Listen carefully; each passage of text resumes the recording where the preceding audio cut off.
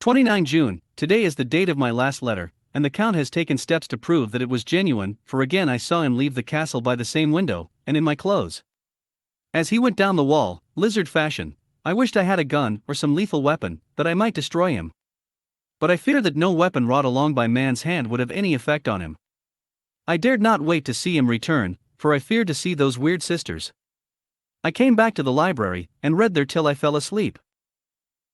I was awakened by the Count, who looked at me as grimly as a man could look as he said, "Tomorrow, my friend, we must part. You return to your beautiful England, I to some work which may have such an end that we may never meet. Your letter home has been dispatched. Tomorrow I shall not be here, but all shall be ready for your journey. In the morning come the Scani, who have some labors of their own here, and also come some Slovaks. When they have gone, my carriage shall come for you, and shall bear you to the Borgo Pass to meet the diligence from Bukovina to Bistritz. But I am in hopes that I shall see more of you at Castle Dracula." I suspected him, and determined to test his sincerity. Sincerity.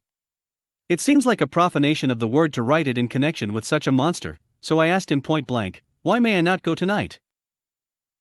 "Because, dear sir, my coachman and horses are away on a mission." "But I would walk with pleasure. I want to get away at once." He smiled, such a soft, smooth, diabolical smile that I knew there was some trick behind his smoothness. He said, "And your baggage?" "I do not care about it. I can send for it some other time." The Count stood up and said, with a sweet courtesy which made me rub my eyes, "It seems so real. You English have a saying which is close to my heart, for its spirit is that which rules our boyars, welcome the coming, speed the parting guest. Come with me, my dear young friend. Not an hour shall you wait in my house against your will, though sad am I at your going, and that you so suddenly desire it. Come." With a stately gravity he, with the lamp, preceded me down the stairs and along the hall. Suddenly he stopped. Hark! Close at hand came the howling of many wolves. It was almost as if the sound sprang up at the rising of his hand, just as the music of a great orchestra seems to leap under the baton of the conductor. After a pause of a moment, he proceeded, in his stately way, to the door, drew back the ponderous bolts, unhooked the heavy chains, and began to draw it open. To my intense astonishment I saw that it was unlocked. Suspiciously, I looked all round, but could see no key of any kind. As the door began to open, the howling of the wolves without grew louder and angrier. Their red jaws, with champing teeth, and their blunt-clawed feet as they leaped, came in through the opening door. I knew then that to struggle at the moment against the Count was useless. With such allies as these at his command, I could do nothing. But still the door continued slowly to open, and only the Count's body stood in the gap. Suddenly it struck me that this might be the moment and means of my doom. I was to be given to the wolves, and at my own instigation. There was a diabolical wickedness in the idea great enough for the Count, and as the last chance I cried out, "Shut the door! I shall wait till morning." And I covered my face with my hands to hide my tears of bitter disappointment. With one sweep of his powerful arm, the Count threw the door shut, and the great bolts clanged and echoed through the hall as they shot back into their places. In silence we returned to the library, and after a minute or two I went to my own room. The last I saw of Count Dracula was his kissing his hand to me, with a red light of triumph in his eyes, and with a smile that Judas in hell might be proud of. When I was in my room and about to lie down, I thought I heard a whispering at my door. I went to it softly and listened. Unless my ears deceived me, I heard the voice of the Count. "Back. Back to your own place. Your time is not yet come. Wait. Have patience. Tonight is mine. Tomorrow night is yours." There was a low, sweet ripple of laughter, and in a rage I threw open the door, and saw without the three terrible women licking their lips. As I appeared, they all joined in a horrible laugh, and ran away. I came back to my room and threw myself on my knees. It is then so near the end?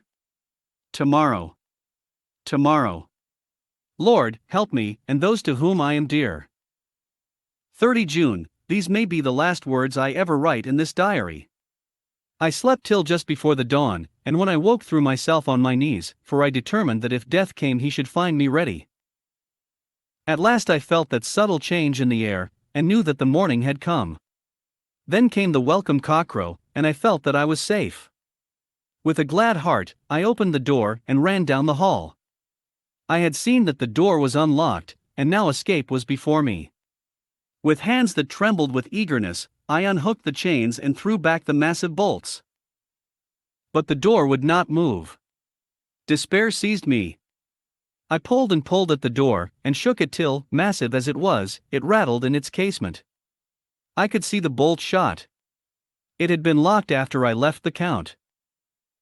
Then a wild desire took me to obtain the key at any risk, and I determined then and there to scale the wall again, and gain the Count's room. He might kill me, but death now seemed the happier choice of evils. Without a pause I rushed up to the east window and scrambled down the wall, as before, into the Count's room. It was empty, but that was as I expected. I could not see a key anywhere, but the heap of gold remained. I went through the door in the corner and down the winding stair, and along the dark passage to the old chapel. I knew now well enough where to find the monster I sought. The great box was in the same place, close against the wall, but the lid was laid on it, not fastened down, but with the nails ready in their places to be hammered home. I knew I must reach the body for the key, so I raised the lid, and laid it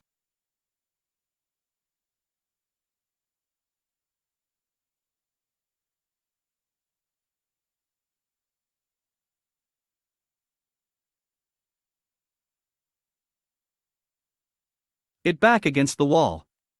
And then I saw something which filled my very soul with horror. There lay the Count, but looking as if his youth had been half restored. For the white hair and mustache were changed to dark iron gray. The cheeks were fuller, and the white skin seemed ruby red underneath. The mouth was redder than ever, for on the lips were gouts of fresh blood, which trickled from the corners of the mouth and ran down over the chin and neck. Even the deep, burning eyes seemed set amongst swollen flesh, for the lids and pouches underneath were bloated. It seemed as if the whole awful creature were simply gorged with blood. He lay like a filthy leech, exhausted with his repletion. I shuddered as I bent over to touch him, and every sense in me revolted at the contact, but I had to search, or I was lost. The coming night might see my own body a banquet in a similar war to those horrid three. I felt all over the body, but no sign could I find of the key. Then I stopped and looked at the Count. There was a mocking smile on the bloated face which seemed to drive me mad. This was the being I was helping to transfer to London, where, perhaps, for centuries to come he might, amongst its teeming millions, satiate his lust for blood, and create a new and ever-widening circle of semi-demons to batten on the helpless. The very thought drove me mad. A terrible desire came upon me to rid the world of such a monster. There was no lethal weapon at hand, but I seized a shovel which the workman had been using to fill the cases, and lifting it high struck, with the edge downward, at the hateful face. But as I did so the head turned, and the eyes fell upon me, with all their blaze of basilisk horror. The sight seemed to paralyze me, and the shovel turned in my hand and glanced from the face, merely making a deep gash above the forehead. The shovel fell from my hand across the box, and as I pulled it away the flange of the blade caught the edge of the lid which fell over again, and hid the horrid thing from my sight. The last glimpse I had was of the bloated face, blood-stained and fixed with a grin of malice which would have held its own in the nethermost hell. I thought and thought what should be my next move, but my brain seemed on fire, and I waited with a despairing feeling growing over me. As I waited I heard in the distance a gypsy song sung by merry voices coming closer, and through their song the rolling of heavy wheels, and the cracking of whips. The Skani and the Slovaks of whom the Count had spoken were coming. With a last look around and at the box which contained the vile body, I ran from the place and gained the Count's room, determined to rush out at the moment the door should be opened. With strained ears, I listened, and heard downstairs the grinding of the key in the great lock, and the falling back of the heavy door. There must have been some other means of entry, or someone had a key for one of the locked doors. Then there came the sound of many feet tramping and dying away in some passage which sent up a clanging echo. I turned to run down again towards the vault, where I might find the new entrance, but at the moment there seemed to come a violent puff of wind, and the door to the winding stair blew to with a shock that set the dust from the lintels flying. When I ran to push it open, I found that it was hopelessly fast. I was again a prisoner, and the net of doom was closing round me more closely. As I write, there is in the passage below a sound of many tramping feet, and the crash of weights being set down heavily, doubtless the boxes, with their freight of earth. There was a sound of hammering. It is the box being nailed down. Now I can hear the heavy feet tramping again along the hall, with many other idle feet coming behind them. The door is shut, the chains rattle. There is a grinding of the key in the lock. I can hear the key withdrawn, then another door opens and shuts. I hear the creaking of lock and bolt. Hark! In the courtyard and down the rocky way the roll of heavy wheels, the crack of whips, and the chorus of the skeiny as they pass into the distance. I am alone in the castle with those horrible women. Faugh! Mina is a woman, and there is not in common. They are devils of the pit. I shall not remain alone with them. I shall try to scale the castle wall farther than I have yet attempted. I shall take some of the gold with me, lest I want it later. I may find a way from this dreadful place. And then away for home. Away to the quickest and nearest train. Away from the cursed spot, from this cursed land, where the devil and his children still walk with earthly feet. At least God's mercy is better than that of those monsters, and the precipice is steep and high. At its foot a man may sleep as a man. Goodbye all. Mina. Chapter 5. Letter from Miss Mina Murray to Miss Lucy Westenra. My dearest Lucy.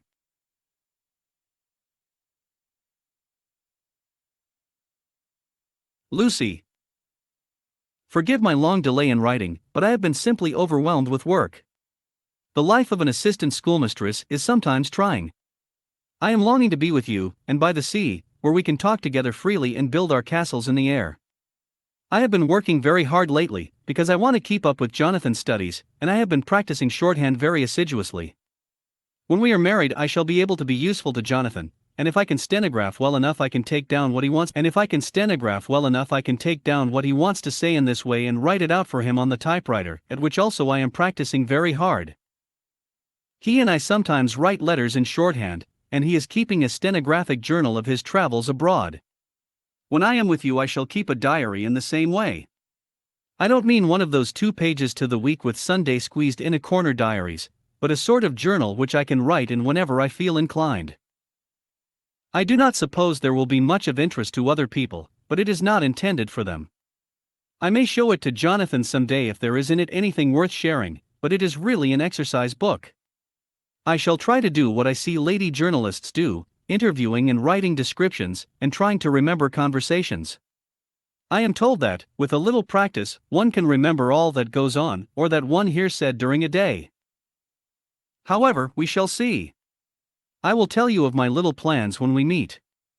I have just had a few hurried lines from Jonathan from Transylvania. He is well, and will be returning in about a week. I am longing to hear all his news. It must be nice to see strange countries. I wonder if Jonathan and I shall ever see them together. There is the 10 o'clock bell ringing. Goodbye. Your loving Mina. Tell me all the news when you write. You have not told me anything for a long time. I hear rumors, and especially of a tall, handsome, curly-haired man. Letter, Lucy Westenra to Mina Murray. 17 Chatham Street. Wednesday. My dearest Mina. I must say you tax me very unfairly with being a bad correspondent. I wrote you twice since we parted, and your last letter was only your second. Besides, I have nothing to tell you. There is really nothing to interest you. Town is very pleasant just now, and we go a great deal to picture galleries and for walks and rides in the park. As to the tall, curly-haired man, I suppose it was the one who was with me at the last pop. Someone has evidently been telling tales. That was Mr. Holmwood. He often comes to see us, and he and Mama get on very well together. They have so many things to talk about in common. We met some time ago a man that would just do for you, if you were not already engaged to Jonathan. He is an excellent part one, being handsome, well off, and of good birth. He is a doctor and really clever. Just fancy. He is only 29, and he has an immense lunatic asylum all under his own care. Mr. Holmwood introduced him to me, and he called here to see us, and often comes now. I think he is one of the most resolute men I ever saw, and yet the most calm. He seems absolutely imperturbable. I can fancy what a wonderful power he must have over his patients. He has a curious habit of looking one straight in the face, as if trying to read one's thoughts. He tries this on very much with me, but I flatter myself he has got a tough nut to crack. I know that from my glass.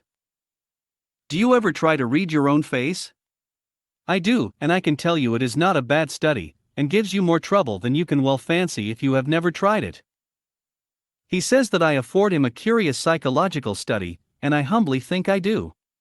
I do not, as you know, take sufficient interest in dress to be able to describe the new fashions. Dress is a bore. That is slang again, but never mind. Arthur says that every day. There, it is all out, Mina, we have told all our secrets to each other since we were children. We have slept together and eaten together, and laughed and cried together, and now, though I have spoken, I would like to speak more. Oh, Mina, couldn't you guess? I love him. I am blushing as I write, for although I think he loves me, he has not told me so in words. But, oh, Mina, I love him. I love him. There, that does me good. I wish I were with you, dear, sitting by the fire undressing, as we used to sit, and I would try to tell you what I feel. I do not know how I am writing this even to you. I am afraid to stop, or I should tear up the letter, and I don't want to stop, for I do so want to tell you all. Let me hear from you at once, and tell me all that you think about it. Mina, pray for my happiness. Lucy. P.S. I need not tell you this is a secret. Good night again. L. Letter, Lucy Westenra to Mina Murray. My dearest Mina.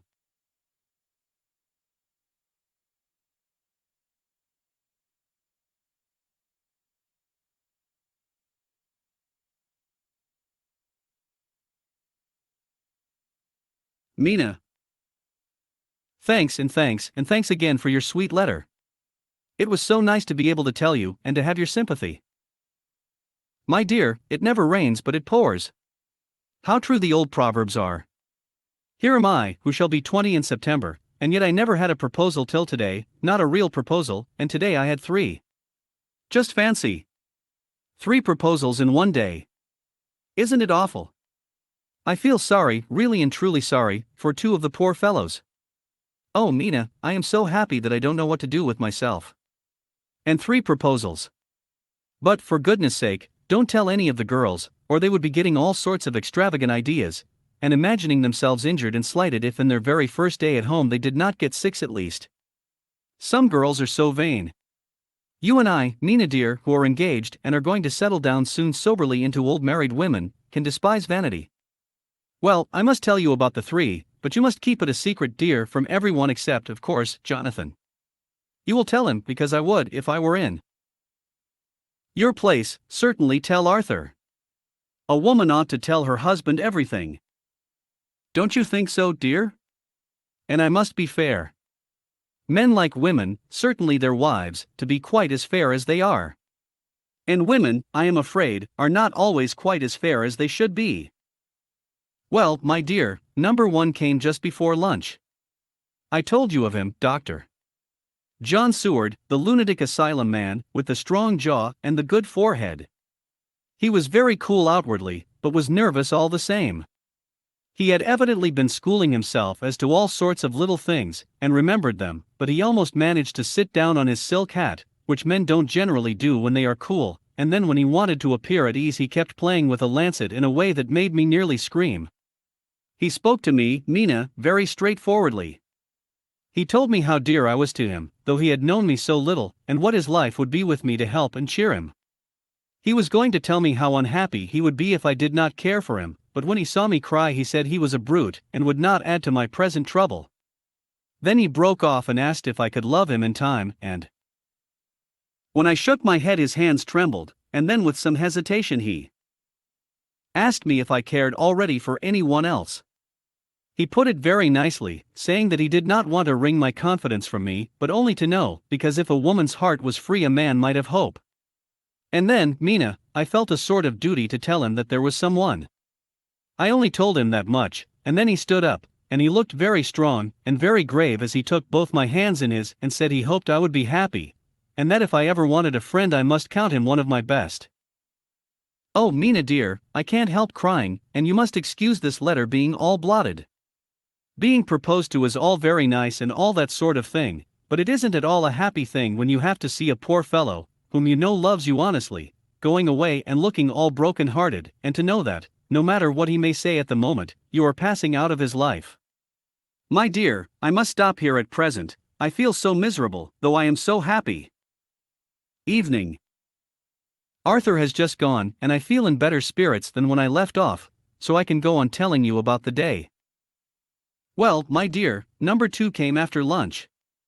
He is such a nice fellow, an American from Texas, and he looks so young and so fresh that it seems almost impossible that he has been to so many places and has such adventures. I sympathize with poor Desdemona when she had such a stream poured in her ear, even by a black man. I suppose that we women are such cowards that we think a man will save us from fears, and we marry him. I know now what I would do if I were a man and wanted to make a girl love me. No, I don't, for there was Mr. Morris telling us his stories, and Arthur never told any, and yet.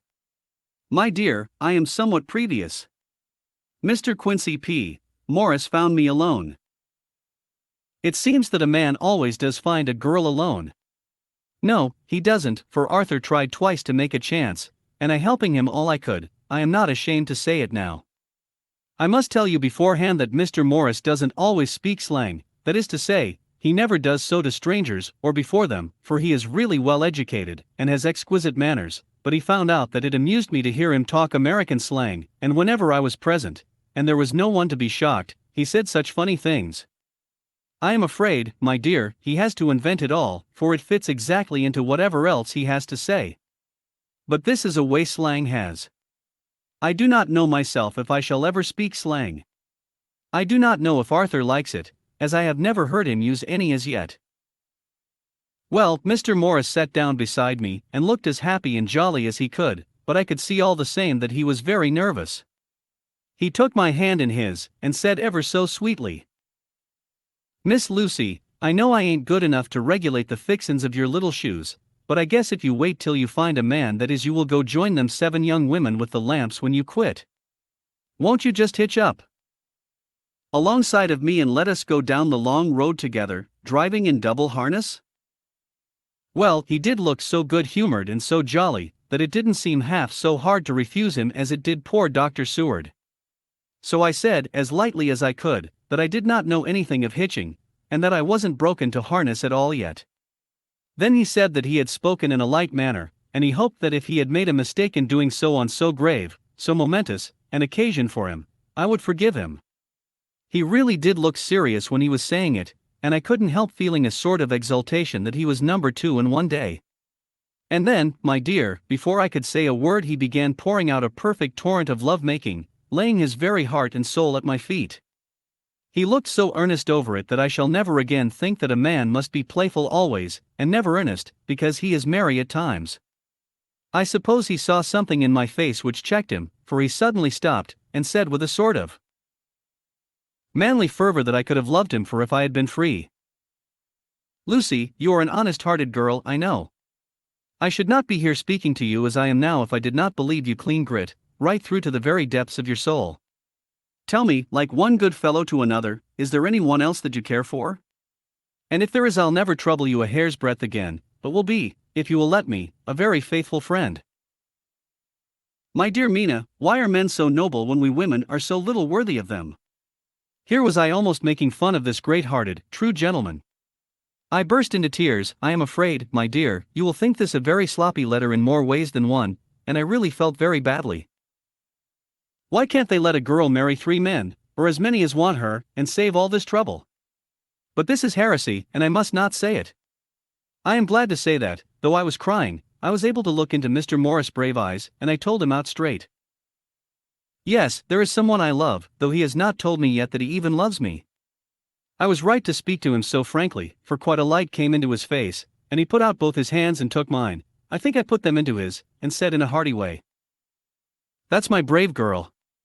It's better worth being late for a chance of winning you than being in time for any other girl in the world. Don't cry, my dear. If it's for me, I'm a hard nut to crack, and I take it standing up. If that other fellow doesn't know his happiness, well, he'd better look for it soon, or he'll have to deal with me. Little girl, your honesty and pluck have made me a friend, and that's rarer than a lover. It's more selfish anyhow. My dear, I'm going to have a pretty lonely walk between this and Kingdom Come. Won't you give me one kiss? It'll be something to keep off the darkness now and then. You can, you know, if you like, for that other good fellow, or you could not love him, hasn't spoken yet." That quite won me, Mina, for it was brave and sweet of him, and noble too, to a rival, wasn't it? And he's so sad, so I leant over and kissed him. He stood up with my 2 hands in his, and as he looked down into my face, "I am afraid I was blushing very much," he said. "Little girl, I hold your hand, and you've kissed me, and if these things don't make us friends, nothing ever will. Thank you for your sweet honesty to me, and goodbye." He wrung my hand, and taking up his hat, went straight out of the room without looking back, without a tear or a quiver or a pause, and I am crying like a baby. Oh, why must a man like that be made unhappy when there are lots of girls about who would worship the very ground he trod on? I know I would if I were free, only I don't want to be free. My dear, this quite upset me, and I feel I cannot write of happiness just at once, after telling you of it, and I don't wish to tell of the number 3 until it can be all happy. Ever your loving Lucy. P.S. About number 3, I needn't tell you of number 3, need I? Besides, it was all so confused. It seemed only a moment from his coming into the room till both his arms were round me, and he was kissing me. I am very, very happy, and I don't know what I have done to deserve it. I must only try in the future to show that I am not ungrateful to God for all his goodness to me in sending to me such a lover, such a husband, and such a friend. Goodbye. Dr. Seward's diary, kept in phonograph. 25 May, ebb tide in appetite today. Cannot eat, cannot rest, so diary instead. Since my rebuff of yesterday I have a sort of empty feeling. Nothing in the world seems of sufficient importance to be worth the doing. As I knew that the only cure for this sort of thing was work, I went amongst the patients. I picked out one who has afforded me a study of much interest. He is so quaint that I am determined to understand him as well as I can. Today, I seem to get nearer than ever before to the heart of his mystery. I questioned him more fully than I had ever done, with a view to making myself master of the facts of his hallucination. In my manner of doing it there was, I now see, something of cruelty. I seemed to wish to keep him to the point of his madness, a thing which I avoid with the patients as I would the mouth of hell. Under what circumstances would I not avoid the pit of hell? Omnia Romi venalia sunt. Hell has its price. If there be anything behind this instinct, it will be valuable to trace it afterwards accurately, so I had better commence to do so, therefore. R. M. Renfield, age 59. Sanguine temperament, great physical strength, morbidly excitable, periods of gloom, ending in some fixed idea which I cannot make out. I presume that the sanguine temperament itself, and the disturbing influence end in a mentally accomplished finish, a possibly dangerous man, probably dangerous if unselfish. In selfish men caution is as secure an armor for their foes as for themselves. What I think of on this point is, when self is the fixed point, the centripetal force is balanced with the centrifugal. When duty, a cause, etc., is the fixed point, the latter force is paramount, and only accident or a series of accidents can balance it. Letter, Quincy P. Morris to Hon. Arthur Holmood. My dear Art. Art. We've told yarns by the campfire in the prairies, and dressed one another's wounds after trying a landing at the Marquesas, and drunk healths on the shore of Titicaca. There are more yarns to be told, and other wounds to be healed, and another health to be drunk.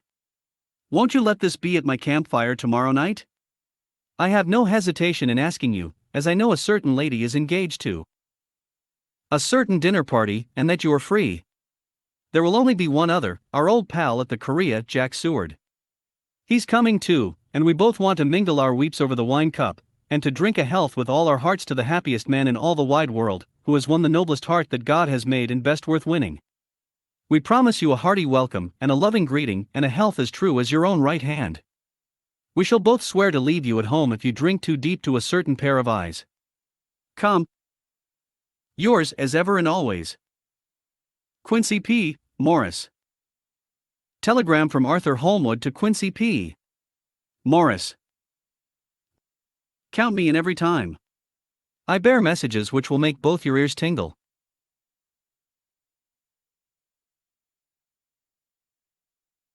Tingle. Art. Chapter 6. Mina Murray's Journal. Red-roofed, and seen piled up one over the other anyhow, like the pictures we see of Nuremberg. Right over the town is the ruin of Whitby Abbey, which was sacked by the Danes, and which is the scene of part of Marmion, where the girl was built up in the wall. It is a most noble ruin, of immense size, and full of beautiful and romantic bits. There is a legend that a white lady is seen in one of the windows. Between it and the town there is another church, the parish one, round which is a big graveyard, all full of tombstones. This is to my mind the nicest spot in Whitby, for it lies right over the town, and has a full view of the harbor, and all up the bay to where the headland called Kettleness stretches out into the sea. It descends so steeply over the harbor that part of the bank has fallen away, and some of the graves have been destroyed.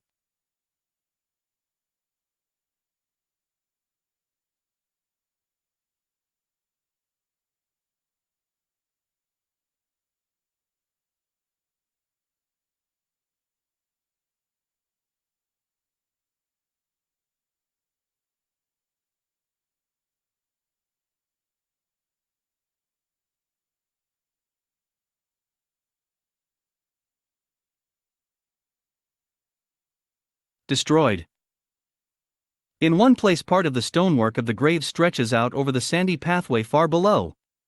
There are walks with seats beside them, through the churchyard, and people go and sit there all day long looking at the beautiful view and enjoying the breeze. I shall come and sit here often myself and work. Indeed, I am writing now with my book on my knee and listening to the talk of 3 old men who are sitting beside me. They seem to do nothing all day but sit here and talk. The harbor lies below me, with, on the far side, one long granite wall stretching out into the sea, with a curve outwards at the end of it, in the middle of which is a lighthouse. A heavy seawall runs along outside of it.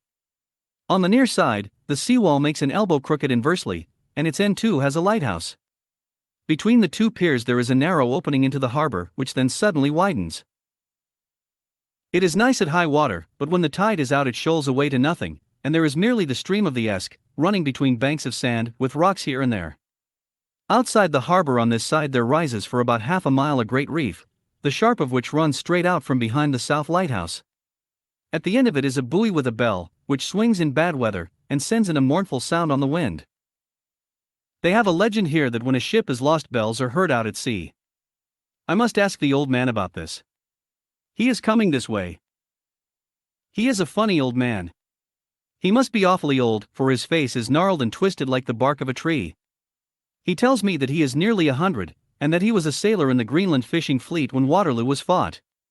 He is, I am afraid, a very skeptical person, for when I asked him about the bells at sea, and the white lady at the Abbey, he said very brusquely, "I wouldn't fash myself about them, miss. Them things be all wore out. Mind, I don't say that they never was, but I do say that they wasn't in my time. They be all very well for cummers and trippers, and the like, but not for a nice young lady like you.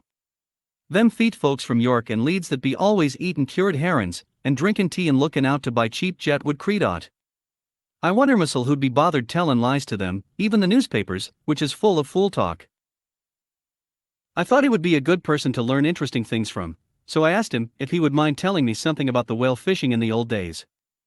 He was just settling himself to begin when the clock struck 6, whereupon he labored to get up and said, "I must gang a Jeanwards home now, miss. My granddaughter doesn't like to be kept waitin' when the tea is ready, for it takes me time to crammel abun the grease, for there be a many of 'em, and miss, I lack belly timber sairly by the clock." He hobbled away, and I could see him hurrying, as well as he could, down the steps. The steps are a great feature on the place. They lead from the town to the church. There are hundreds of them. I do not know how many, and they wind up in a delicate curve. The slope is so gentle that a horse could easily walk up and down them. I think they must originally have had something to do with the abbey. I shall go home too. Lucy went out, visiting with her mother, and as they were only duty calls, I did not go. 1 August. I came up here an hour ago with Lucy, and we had a most interesting talk with my old friend and the 2 others who always come and join him. He is evidently the Sir Oracle of them, and I should think must have been in his time a most dictatorial person. He will not admit anything, and down faces everybody. If he can't out-argue them, he bullies them, and then takes their silence for agreement with his views. Lucy was looking sweetly pretty in her white lawn frock. She has got a beautiful color since she has been here. I noticed that the old men did not lose any time in coming and sitting near her when we sat down. She is so sweet with old people, I think they all fell in love with her on the spot. Even my old man succumbed and did not contradict her, but gave me double share instead. I got him on the subject of the legends, and he went off at once into a sort of sermon. I must try to remember it and put it down. It be all fool talk, lock, stock, and barrel, that's what it be and nowt else. These bands and wafts and bogosts and barguests and bogles and all anent them is only fit to set bairns and dizzy women belderin. They be nowt but air blebs. They, and all grimps and signs and warnin's, be all invented by parsons and ilsome birkbodies and railway touters to skeer and scunner halflins, and to get folks to do something that they don't other incline to. It makes me ireful to think o' them. Why, it's them that, not content with printin' lies on paper and preachin' them out of pulpits, does want to be cuttin' them on the tombstones. Look here all around you and what ert ye will. All them steens, holdin' up their heads as well as they can out of their pride, is a cant, simply tumblin' down with the weight o' the lies wrote on them. Here lies the body or sacred to the memory wrote on. All of them, and yet in nigh half of them there bean't no bodies at all, and the memories of them bean't cared a pinch of snuff about, much less sacred. Lies all of them, nothin' but lies of one kind or another. My gog, but it'll be a quare scouterment at the day of judgment when they come tumblin' up in their death sarks, all jup together and trying to drag their tombsteens with them to prove how good they was, some of them trimlin' and dithering, with their hands that dozen and slippery from lyin' in the sea that they can't even keep their grip o' them. I could see from the old fellow's self-satisfied air and the way in which he looked round for the approval of his cronies that he was showing off, so I put in a word to keep him going. "Oh, Mr. Swales, you can't be serious.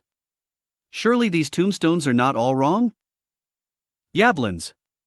There may be a poorish few not wrong, Savon, where they make out the people too good, for there be folk that do think a bomb'll be like the sea, if only it be their own. The whole thing be only lies. Now look you here. You come here a stranger, and you see this Kirkgarth." I nodded, for I thought it better to assent, though I did not quite understand his dialect. I knew it had something to do with the church. He went on, "And you consate that all these steens be abun folk that behaved here, snod and snog?" I assented again. "Then that be just where the lie comes in. Why, there be scores of these laybeds that be tomb as old Dunn's baccabox on Friday night." He nudged one of his companions, and they all laughed. And, my gog, how could they be otherwise? Look at that one, the aftest abaft the beer bank, read it. I went over and read, Edward Spenslav, Master Mariner, murdered by pirates off the coast of Andres, April 1854, age 30. When I came back Mr. Swales went on. Who brought him home, I wonder, to hap him here? Murdered off the coast of Andres. And you constated his body lay under. Why, I could name ye a dozen whose bones lie in the Greenland seas above. He pointed northwards, or where the currents may have drifted them. There be the steens around ye. Ye can, with your young eyes, read the small print of the lies from here. This Braithwaite Lowry, I knew his father, lost in the lively off Greenland in 20, or Andrew Woodhouse, drowned in the same seas in 1777, or John Paxton, drowned off Cape Farewell a year later, or old John Rawlings, whose grandfather sailed with me, drowned in the Gulf of Finland in 50. Do you think that all these men will have to make a rush to Whitby when the trumpet sounds? I have me antherems booted. I tell ye that when they got here they'd be jomlin' and jostlin' one another that way that it ud be like a fight up on the Ice in the old days, when we'd be at one another from daylight to dark and tryin' to tie up our cuts by the aurora borealis. This was evidently local pleasantry, for the old man cackled over it, and his cronies joined in with gusto. But, I said, surely you are not quite correct, for you start on the assumption that all the poor people, or their spirits, will have to take their tombstones with them. Do you think that will be really necessary? Well, what else be they tombstones for? Answer me that, miss. To please their relatives, I suppose. To please their relatives, you suppose. This he said with intense scorn. How will it pleasure their relatives to know that lies is wrote over them, and that everybody in the place knows that they be lies? He pointed to a stone at our feet which had been laid down as a slab, on which the seat was rested, close to the edge of the cliff. Read the lies on that through stone, he said.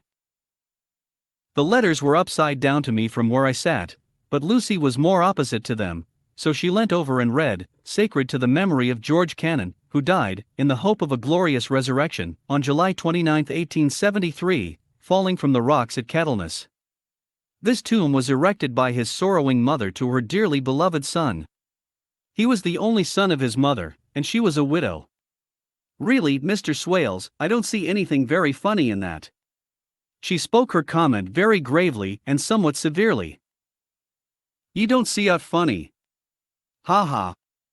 But that's because you don't gom the sorrowin' mother was a hellcat that hated him because he was a crooked, a regular lamiter he was, and he hated her so that he committed suicide in order that she mightn't get an insurance she'd put on his life.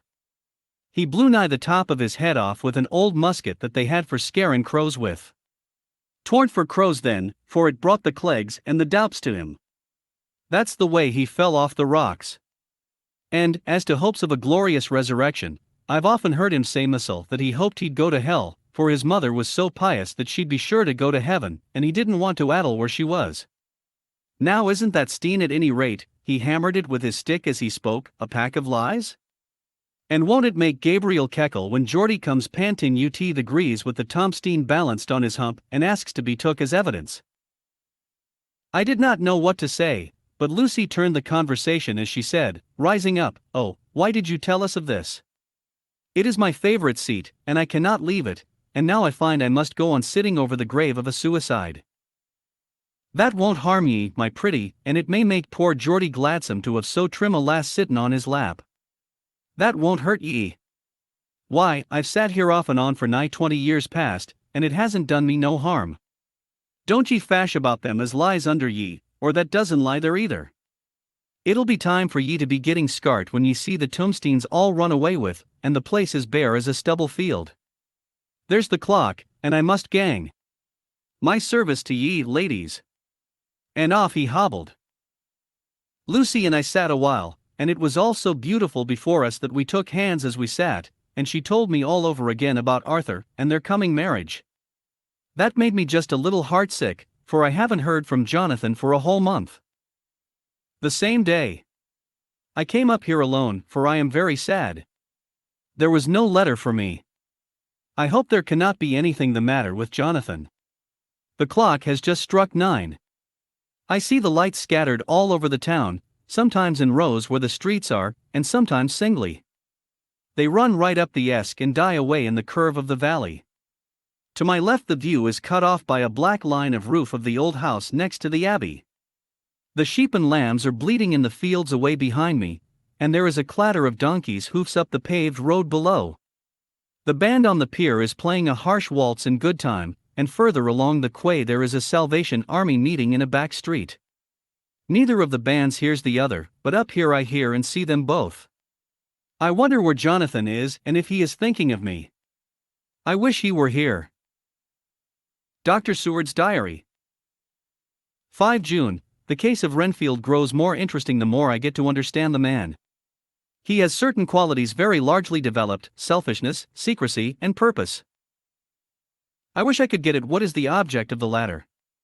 He seems to have some settled scheme of his own, but what it is I do not know.